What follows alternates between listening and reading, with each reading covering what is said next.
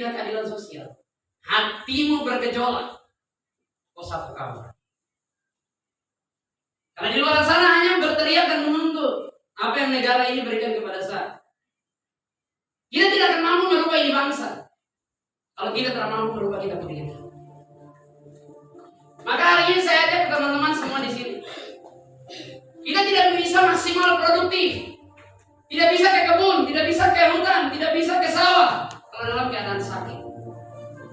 Orang yang banyak uang saja jual semua aset demi satu tabung oksigen. Artinya sehat itu mahal. Maka hari ini Melia Sejahtera mengutamakan produk kesehatan. Kau sehat saja dulu, sembuh saja dulu, urusan pekerjaan nanti. Maka hari ini saya mencari anak-anak muda yang selama ini dipandang sebelah mata, yang selama ini hanya kerjanya minum mabok di pinggir jalan. Saya juga sama. Saatnya mari kita berubah. Karena tidak ada yang datang mengubah kita kalau kita tidak bergerak untuk duluan merubahnya. Pekerjaan semudah ini melatih mental kita untuk menjadi seorang entrepreneur, menjadi pengusaha muda, melatih kepribadian dan karakter kita. Makanya Bapak Mama semua, saya minta izinkan anak-anaknya untuk saya pimpin. Kurang lebih 60.000 di NTT saya pimpin.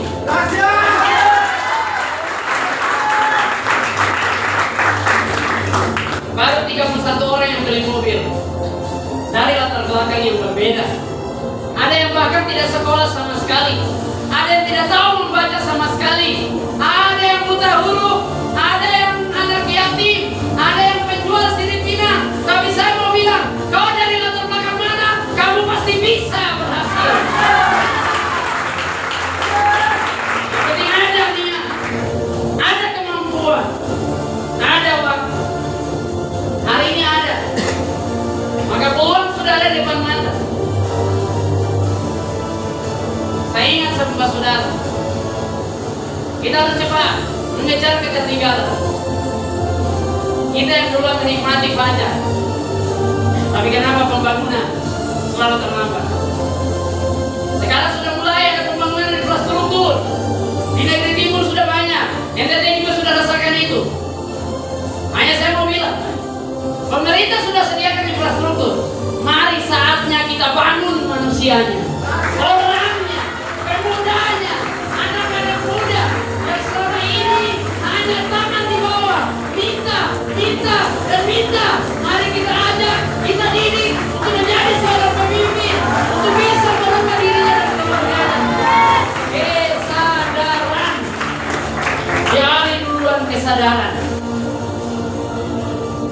Untuk urusan beli-membeli di sini gampang. Yang penting niat, mau belajar. Saya punya semua rahasianya. Saya ada. Nanti sama-sama belajar. Yang penting start dulu, mendaki dulu. Karena jangan berharap, jangan menghayal bisa di atas puncak kalau telah start mendaki. Semua dari start. Kami yang sudah di puncak, kami yang sudah menikmati indahnya puncak, kami tidak mau berdiam-diam. Kami tidak mau menikmati sendiri. Makanya kami turun untuk menggapai, menggenggam tangan. Ayo kita melangkah bersama. Saya datang ke Papua. Raja beda dengan di timur. Saatnya kita buktikan dengan membangun manusianya, karakter, kepemimpinan, etos, kita bangun semua. Selama ini kita kekurangan orang-orang yang mendidik kita tulus. Maka hari ini saya mau sampaikan ke Pace-Mace, anak-anak muda Papua, kau hitam, saya hitam. Kau keriting sama, saya keriting. Kau makan minang, saya makan minang. Kenapa saya bisa, kau tidak? Tolong sama-sama. Siap-siap. Yang intinya adalah gerbang timur sudah terbuka. Bisnis ini, perusahaan ini yang tidak terjangkau. Maka bergabunglah.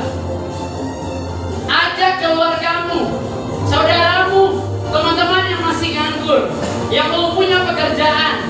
Sebarkanlah berita kebaikan. Kalau yang sakit tidak punya biaya ke rumah sakit terlalu mahal, terlalu jauh, ulurkan tanganmu untuk sampai ke mereka. Informasi ini akan bisa. Maka bapak-bapak semua, dua hal yang saya pegang. Yang pertama, produknya saya sendiri buktikan. Saya mantan pasien kanker paru-paru. Kesaksian saya ada di YouTube. Saya ke Makassar, saya pasien tetap rumah sakit Balai Paru-Paru Makassar di Jalan Petarani. Kenal produk ini hanya dengan 2 botol, saya pulih total. Dan saya hanya bilang, semua saya mbak saudara yang selama ini sakit dan hanya pasrah harus tahu produk ini. Itu saja dulu. Dan ketika saya ke Timur, saya tidak tawarkan bisnisnya. Saya hanya kunjungi mbak saudara yang sakit. Saya bilang pakai, sembuh baru bayar. Buktikan keluar khasiatnya, sembuh baru bayar. Saya cari penyakit yang paling berat, mau malaria, mau kanker, tumor, bahkan HIV/AIDS. Saya kasih duluan, sembuh baru bayar. Dan puji Tuhan, ketika satu orang di kampung itu saya sembuhkan atas kuasa Tuhan, uluran tangan Tuhan menggerakkan hati saya untuk mau berbagi kepada saudara tanpa jijik, tanpa takut. Saya akan tertularkan segala macam dengan niat yang tulus. Saya berbagi, saya obati. Dan puji Tuhan, dari satu orang yang sembuh, tersebarlah berita ini ke kampung.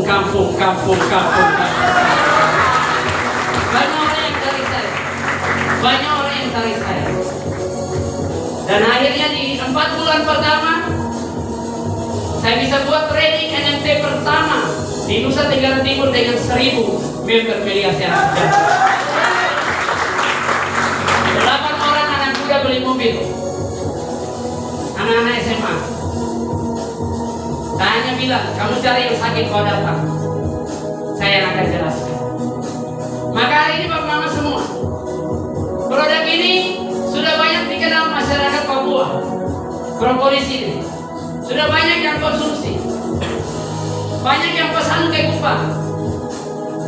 Hanya saya mau bilang, kalau semua orang tahu produk ini, semua beli ke saya yang tambah kaya.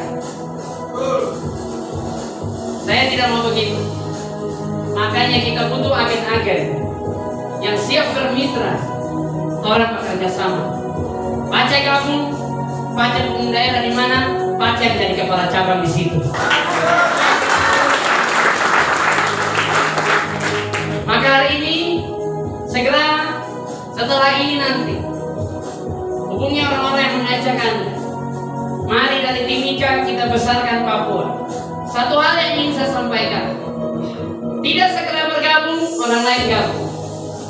Tidak segera buktikan, orang lain buktikan. Tidak menjadi pelaku, siap-siap jadi penonton. Sampai kapan jadi penonton? Saya biasa bercanda dengan Bapak Kepala Suku, luar biasa ini Bapak di sini. Ini pemerintah sudah bikin jalan tembus sampai gunung ini. Hanya pertanyaannya, masa kita bisa naik taksi terus ya? Masa orang Papua anak muda tidak bisa beli mobil? Jalan sebagus. Masa jadi penonton orang lain yang bawa di foto lewat? Mari. Urusan mobil setelah bergabung mudah, gampang. Ada ilmunya semua. Yang pecahkan rekor nasional 3 bulan hanya di Kupang. Ada yang 4 bulan, ada. Sekarang kita akan ciptakan sejarah baru di bumi Papua. Semoga saya minta restu dengan bapak mama semua. Kalau ada bapak mama punya anak yang nakal sekali, susah untuk diceramahi, susah untuk diatur, kasih kenal ke saya. Di Kupang sekarang yang berhasil dari 31 orang yang beli mobil itu, lebih banyak mantan preman. Bahkan ada yang sudah jadi majelis, ada yang pengedar narkoba,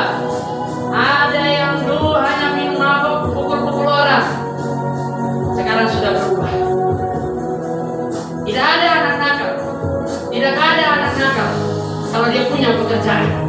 Karena ketika dia punya pekerjaan, dia pasti sibuk dengan pekerjaannya, bukan sibuk untuk nakal. Maka kita sediakan solusinya. Banyak orang hanya hakimi, kita jadi solusi. Terima kasih Pak Mama semua. Di akhir cerita saya berbagi sebuah kesaksian, semoga jadi berkat untuk kita semua. Kisah yang sama saya ceritakan juga di Mata Najwa Studio. Bisa klik nanti di YouTube. YSL Official, si anak yang hilang, itu saya sudah. Waktu di Trans Studio, di Trans 7, sekarang kurang lebih ada 31.000 orang yang nonton saya video. 31.000 lebih, nanti Bapak Mama juga bisa nonton. Kesaksian saya hari ini singkat saja, tapi yang lengkapnya nanti ada ya. Silahkan. Semoga jadi berkat untuk kita semua. Bapak Mama, saya terlahir dari 6 bersaudara. Saya anak keempat, 5 laki-laki, 1 perempuan yang bungsu.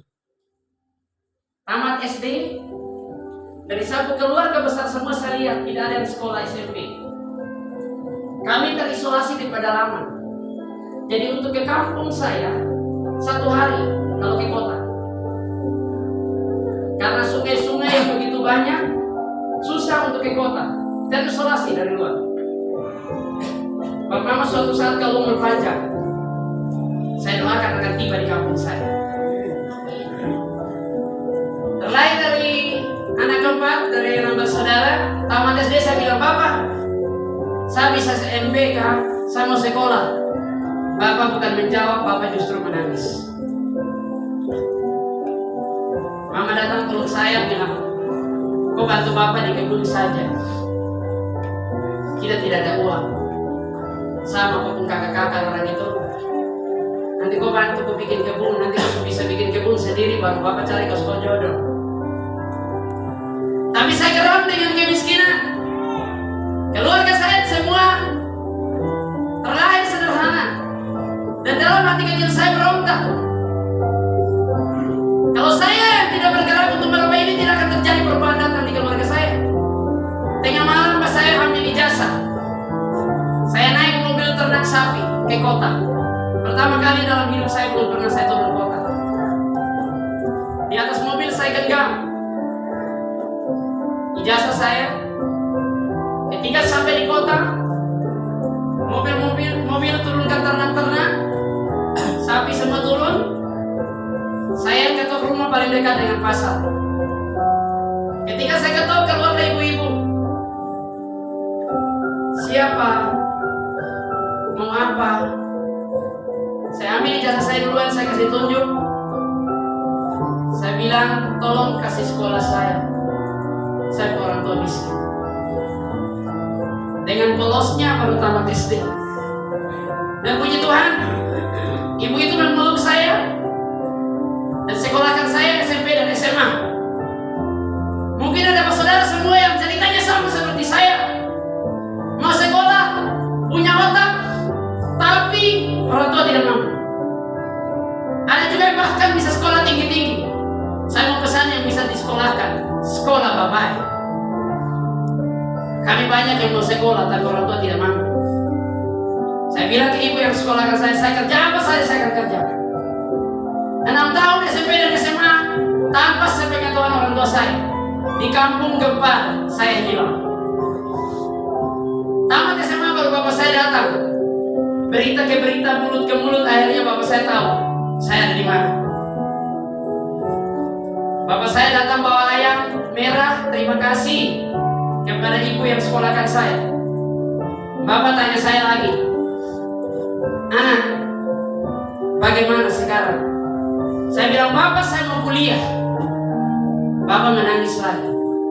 Tapi saya bilang, Bapak, saya hanya butuh Bapak mendoa. 5 lembar selendang menjadi saksi. Modal yang paling berharga buat orang tua saya. Saya tahu, Bapak dan Mama tidak punya uang. Bapak Mama tidak punya harta. Tapi doa yang tulus bisa membuka pintu langit. Doa yang tulus orang tua membuka pintu berkah. Doa yang tulus orang tua membuka pintu rezeki. Itu saya tahu dan saya rasakan sampai hari ini. Di pelabuhan Tenau Kupang 2008 bapak saya antar ke pelabuhan. Yang saya tahu ototnya masih kuat, rambutnya masih 8 tahun kemudian, 2016, setelah saya berhasil di bisnisin keliling Indonesia, bapak saya telepon, anak, kau teringat bapak dan mama lagi kah? Kau tidak ingat kami lagi kah? Saya bilang apa-apa, saya ingat. Saya pulang. Buat semua yang tahu, yang paling sakit hati bagi anak muda, anak rantau, anak mahasiswa, bukan putus cinta. Yang paling menyakitkan adalah malam Natal kau jauh dari kau orang tua. Kita hanya bisa lihat orang lain gandeng tangan orang tua di pohon terang, orang foto, kita hanya sambut dada, Tuhan Yesus jaga orang di kampung. Dan itu 8 kali Natal, 8 kali tahun baru saya tidak bersama orang tua saya. Saya bahkan sudah lupa orang tuanya mereka. Karena tidak seperti sekarang, zaman sekarang bisa video call, bisa foto, dan segala macam. Dulu belum ada itu. Saya terbang ke Kupang pertama kali setelah berhasil di bisnis ini. Bapak saya pesan untuk tunggu saya di pintu bandara. Saya tiba di Kupang, saya bilang, Bapak di mana? Ini Bapak yang tunggu di pintu kedatangan. Bapak tidak ada ini. Bapak ada ini. Ini ada opa-opa ini. Ini yang Bapak sudah tua. Saya peluk Bapak saya tanya umur berapa. Bapak sudah 71 tahun. Bapak Mama, ketika saya tahu Bapak saya sudah 71 tahun, saya menyesali saya punya masa muda. Saya bilang saya dilahirkan sempurna, ada tangan, ada kaki, ada otak, tapi begitu sia-sia saya hidup. Bapak saya sebentar lagi meninggal mungkin. Tuhan kapan saja bisa panggil. Dan saya belum kasih apa-apa. Saat itu saya putuskan, saya tidak boleh main-main lagi. Saya tidak boleh santai-santai lagi. Saya harus bahagiakan orang tua. Harga mati. Saya harus bisa buktikan saya tidak dilahirkan sia-sia. Itu saya punya tekad. Saya bilang, Mama di mana? Mama di kampung. Sama. Mama juga sudah oma-oma 59 tahun. Saya peluk Mama. Kita berdoa ucap syukur. Ketika berdoa saya tanya di Mama, Mama, saya bisa kasih apa? Pak Mama semua, mungkin yang orang gunung tahu, kami juga orang timur, Honai juga sama. Namanya rumah bulan. Bentuknya sama seperti Honai orang gunung. Kita sama-sama orang gunung. Dan di kampung kami tidak ada rumah seng. Tidak ada. Orang yang kaya bagaimana yang banyak sapi dulu baru bisa bangun rumah seperti ini. Teman-teman semua yang leader yang mau beli mobil, semua harus ke kampung saya dulu waktu itu. Di Kupang semua yang mau beli mobil, besok beli hari ini injak kampung saya supaya tahu saya itu seperti apa. Mama bilang ini asap, gawang ini bebek ini, subocor baru. Saya bilang iya Mama. Saya bilang kakak sediakan dana. Saya sediakan dana, kakak sediakan tukangnya. Kasih tahu ke keluarga semua. Gotong royong. Puji Tuhan, sebelum Natal 2016 sudah berdiri rumah tembok langsung untuk kedua orang tua tercinta saya hasil bisnis ini. Pada saat doa syukuran rumah, kita orang timur bilang kas dingin rumah. Mama menangis peluk saya. Saya bilang, Mama, buat apa menangis? Setidaknya ini Mama tidak kepanasan lagi dan tidak kedinginan lagi. Saya ke kota, saya ajak anak-anak SMA yang mungkin Bapak Mama tadi lihat video mereka. Saya tidak fokus ke diri saya fokus bimbing mereka, didik mereka sampai mereka beli mobil. Kebetulan 8 orang beli, baru saya bisa beli. Saya tidak fokus ke satu diri. Yang penting mereka yang di bawah saya rasakan dulu bagaimana beli mobil. Baru saya dipanggil ke Jakarta.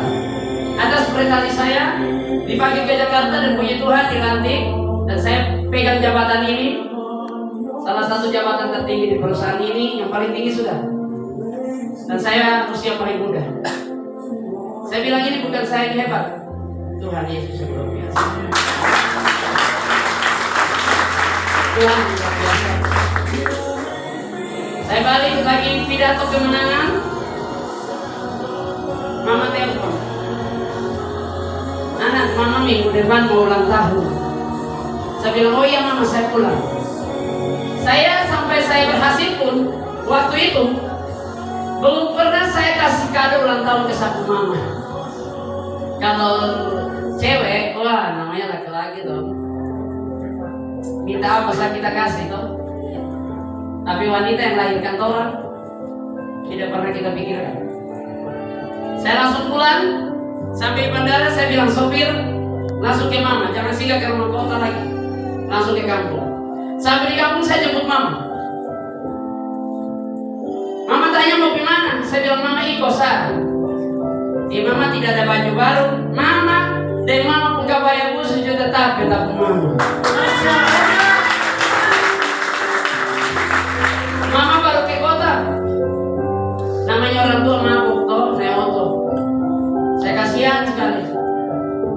Dengan sabar sampai di kota, di pintu dealer. Saya kasih turun mama. Mama tanya ini tempat apa? Saya bilang ini tempat jual oto mama. Mama tanya lain, namanya orang tua tuh. Anak, kenapa kita datang sini? Mama ulang tahun toh.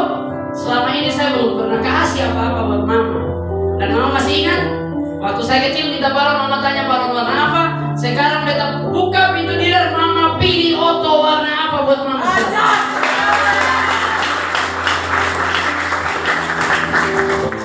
Di depan 3.000 orang besoknya ada wali kota Kupang, wakil wali kota, ada DPR waktu itu. Jadi saksi pertama kali saya sujud cium kaki mama saya. Saya kasih kunci mobil di hari ulang tahun. Semoga jadi berkat ini kesaksian buat anak-anak muda semua. Ini sapu cerita dan sapu mama. Beta tunggu kau pun cerita dari kau mama. Kenapa harus seorang ibu? Saya waktu kecil nakal, bandel, bahkan waktu SMA pun tawuran. Bapak pukul, mama pukul, tapi setelah pukul marah, tapi habis marah, malam doa di kamar, tetap mama sebut beta punah. Semarah-marahnya orang tua memukul kita bagaimana, tetap doa terbaik Tuhan beri berkat buat sahabat. Itu hati seorang ibu yang luar biasa begitu luas. Itu kisah saya bersama ibu saya. Di lain kesempatan di umur panjang saya akan cerita dengan bapak saya bagaimana kisah saya dan bapak saya. Yang intinya adalah mama semua yang hadir hari ini. Kisah hidup saya ini tidak akan terjadi hari ini kalau 7 tahun yang lalu saya tidak daftarkan diri di perusahaan yang bernama PT Melia Sewa. Kalau dulu saya dijelaskan, saya tidak bergabung. Mungkin hari ini saya masih seorang satpam mungkin, atau mungkin saya sudah bagaimana terlantar. Cerita hidup saya tidak akan ada berubah kalau dulu saya tidak mengisi formulir untuk bergabung. Maka hari ini saya ajak ke semua anak-anak muda yang ada di Papua.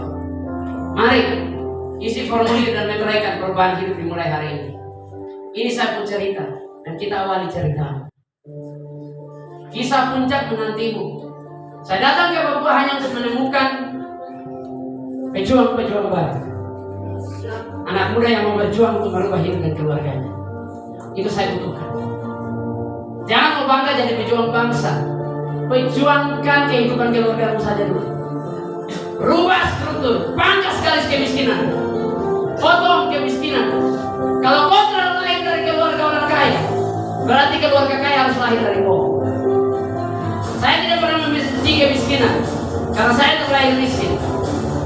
Tapi saya membenci diri saya. Kalau saya sudah besar, malas, santai, tidak tekun, tidak manfaatkan waktu, hanya main HP percuma, hanya buang-buang waktu. Maka hari ini mari kita pergunakan waktu yang telah diberikan Tuhan dengan maksimal.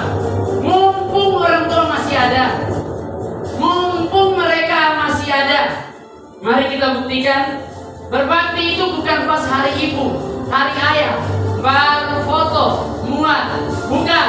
Berarti itu kita buktikan bahwa kita tidak dilahirkan sia-sia. Kita berikan prestasi yang terbaik. Terima kasih semua Papua. Terima kasih.